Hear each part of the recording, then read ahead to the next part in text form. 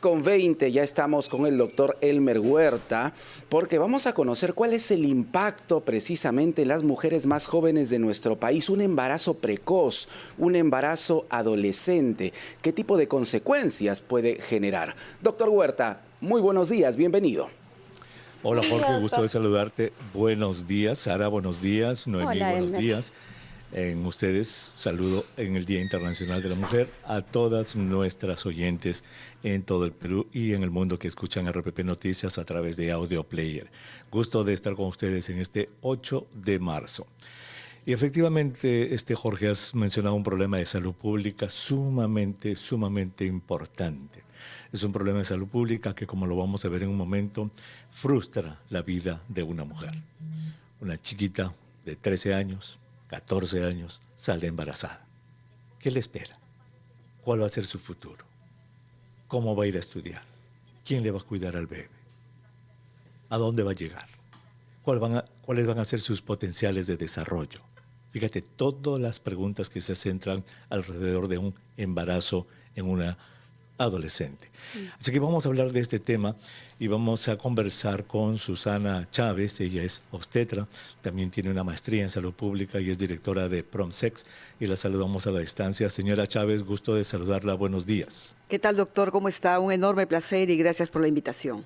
Gracias por estar con nosotros. Ya usted sabe el equipo completo de Encendidos. Es Noemí Mamani en el Cusco, Sara Busaba que está en Lima, con Jorge Rodríguez también en Lima y el que le habla. Señora Chávez, pónganos en perspectiva este problema. ¿Cuán grave es este problema en este momento? ¿Qué estadísticas últimas tenemos? Pónganos en contexto la gravedad de este problema del embarazo en adolescentes. Sí, doctor, muchísimas gracias porque creo que es una pregunta fundamental. Cuando hablamos de qué está pasando con el embarazo en adolescentes, en realidad estamos hablando de un problema crónico en el país. Esto no es un tema reciente, esto más bien lo que demuestra es el tremendo retraso que hay en el campo de la salud pública, de la educación, de las políticas públicas en general, y cómo las niñas, los niños y los adolescentes no han sido el centro de la política y que son los que justamente van a cambiar el Perú. Este es un dato que nosotros lo arrastramos hace más de 30 años, doctor. Mientras que en los demás grupos de edad se ha mejorado, se ha reducido la muerte materna, las mujeres tienen más acceso a métodos anticonceptivos, hay una mejor decisión de espaciamiento del número de hijos. Fíjense, en las adolescentes esta oportunidad no se da y estamos hablando por lo menos de un 13% a nivel nacional de niñas y adolescentes que son descartadas de la sociedad, pero también estamos hablando que en ciertas poblaciones esto puede subir fácilmente a un 30 o 40%. Y cuando en una sociedad el 30, 40% de sus niñas están en riesgo de no poder continuar sus estudios, de salir del círculo de la pobreza, estamos hablando de una población condenada.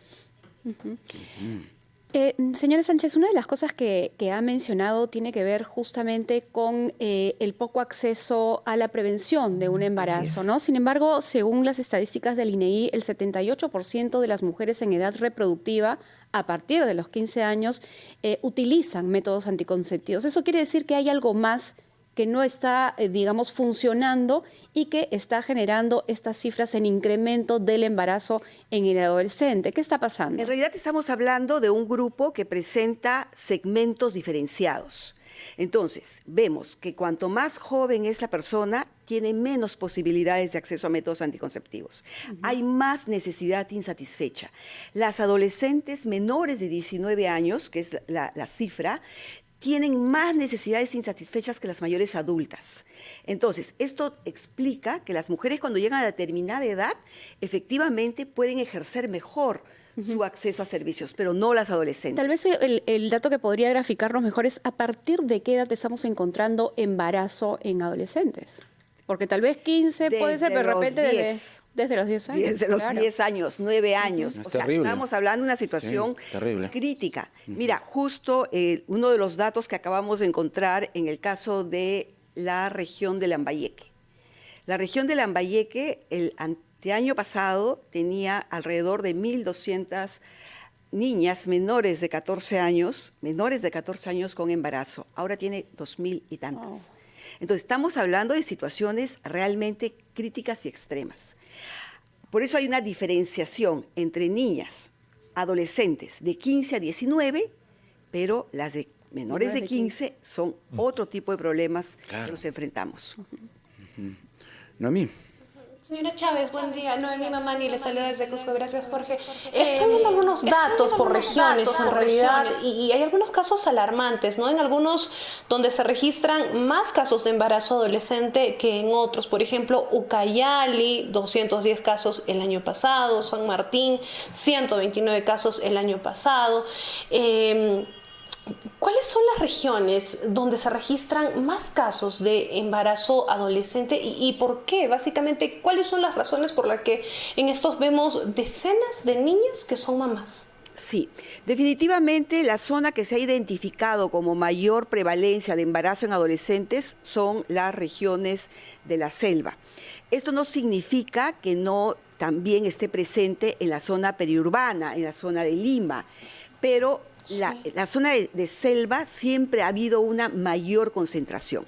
Mira, las explicaciones tienen que ver en parte, creo yo, con que efectivamente la inversión estatal ha sido no lo suficiente, inclusive en términos de proyectos de vida de estas adolescentes, pero además yo diría que algo que tenemos que comenzar a valorar particularmente en la zona de la selva, esta altísima tolerancia a la violencia sexual y además esta naturalización que hay y esa forma, digamos, de ver, no, que las mujeres en la selva inician más temprano. No, son más agredidas. Por un tema de idiosincrasia también. Esa es la normalización. Esa es la normalización, efectivamente, lo que usted señala. Y por también a veces tener esa expresión que yo le he escuchado muchísimas veces, es que la gente que vive en la Amazonía es más caliente, entre comillas, algo que me parece un comentario fatal.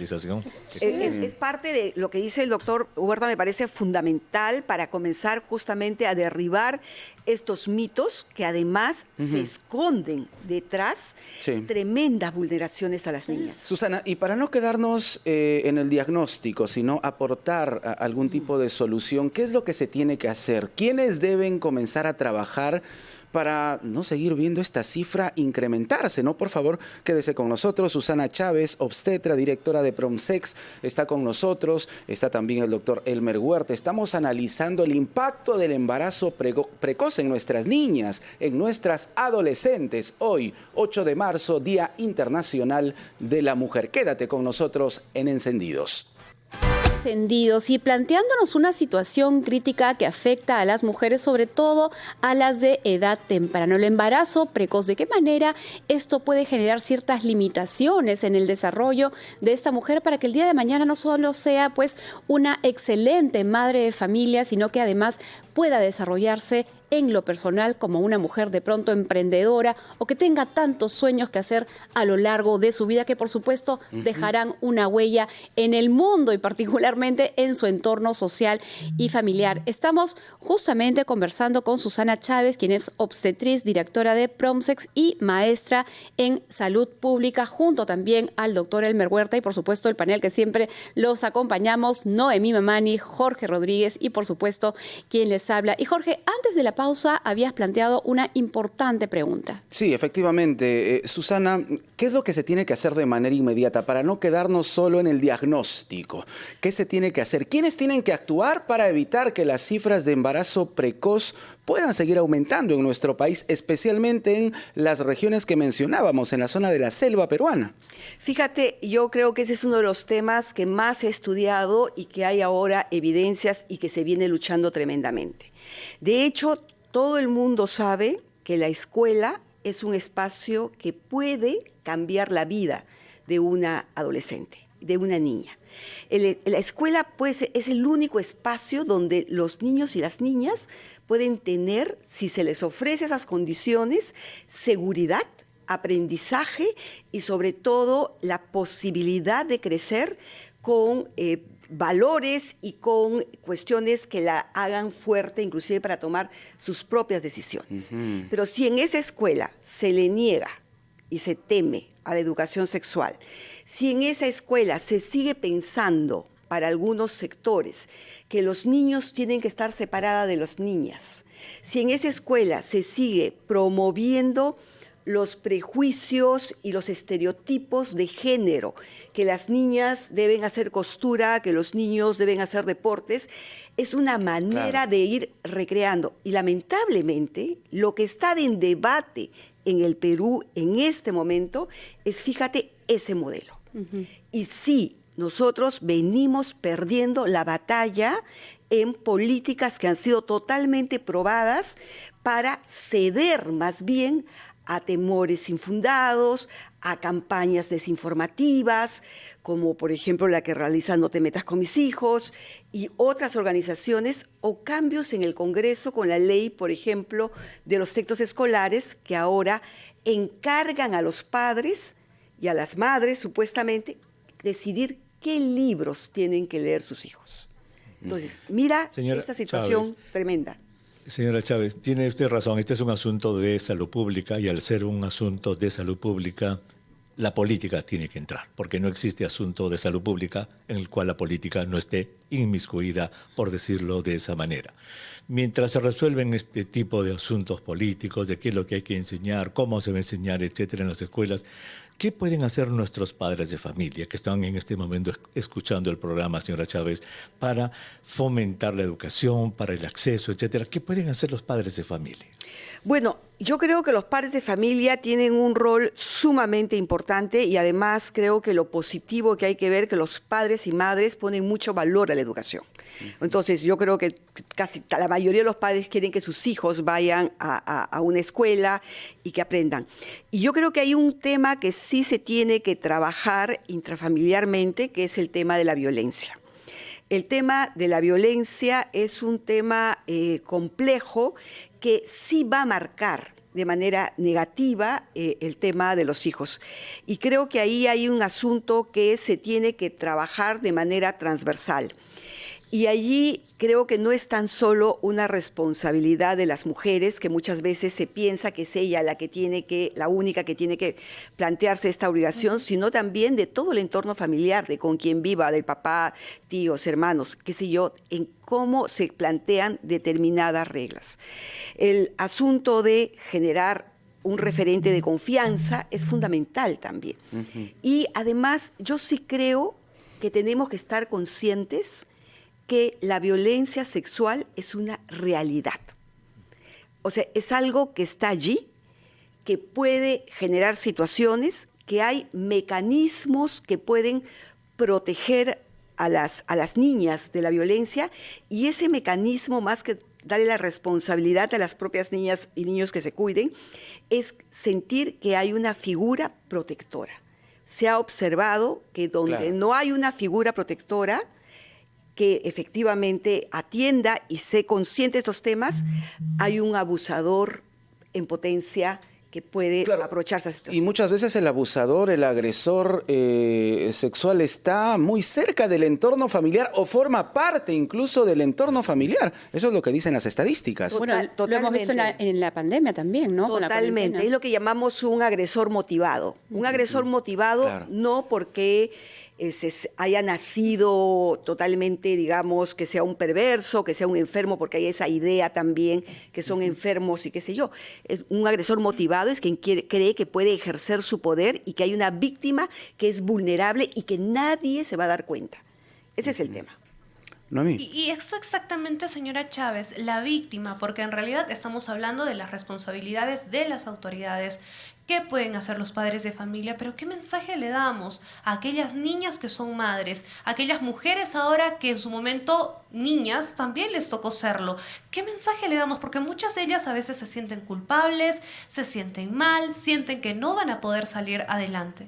Mira, yo creo que ese es otro tema bien importante que planteas, porque efectivamente tenemos que hacer todos los esfuerzos para proteger, para prevenir, para no llegar a estas circunstancias, y luego podemos conversar luego algunas situaciones extremas, como por ejemplo, ninguna niña menor de 15 años por razones de salud debería llevar un embarazo porque es un riesgo.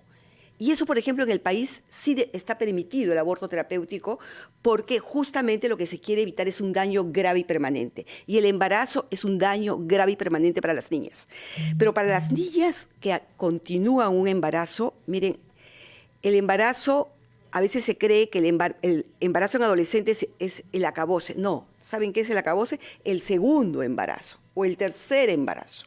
Entonces, lo que hay que ver es definitivamente las niñas y las adolescentes no pueden dejar de ser sujetos de derecho. Entonces, un tema fundamental es que las niñas, inclusive que tengan un embarazo, retornen a la escuela. Claro. O sea, tenemos que encontrar los mecanismos para que esa niña no sea expulsada, sino incorporada.